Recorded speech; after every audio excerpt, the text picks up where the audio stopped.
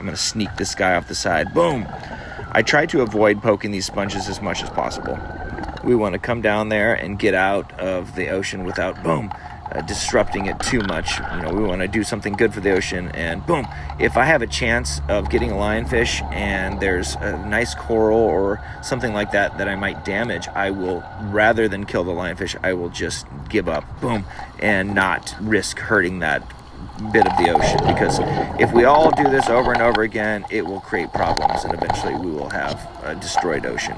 That's why when people are out there fishing, they drop their anchors and drag them over the reef, and it can really harm the reef. That's why it's illegal to actually anchor on this land. You're supposed to just anchor in the sand during emergencies. And when you're out in the ocean, anchors are not something you're supposed to use as a boater.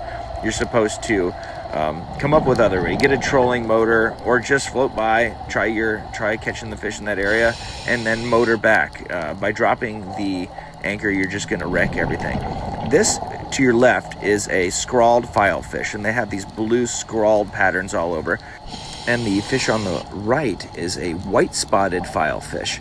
They're both very similar species, but and they swim in similar ways, and they use their little undulating fins to propel them back and forth. But they love a nice snack. They're more of a scavenger than they are anything else, so this is the perfect meal for them. But if you take the lionfish and it's still alive, they're not going to go after it, or if it's not opened up, they won't go after it. And you've got all of these other creatures that are going to benefit from this lionfish left behind. I haven't seen a lot of sharks lately, so leaving a couple fish is not a big deal. But you don't want to sit here and leave 20 or 30 fish behind, because eventually you might get unwanted attention from sharks and things like that. You don't want to get them charged up. Look at the beautiful big fins on these guys.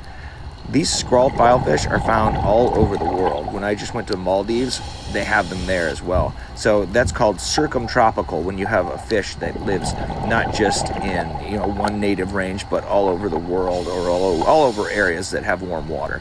You can go all the way around the world and you won't see them in a cold environment, because they're tropical fish and they need reefs to live on. So you're definitely not going to see, boom, even lionfish in California. So they live in the Pacific Ocean, but the area in California, because of the way the currents go in the ocean, it's far too cold. So you're not going to see certain species that you'll see in warm tropical waters in areas with colder waters.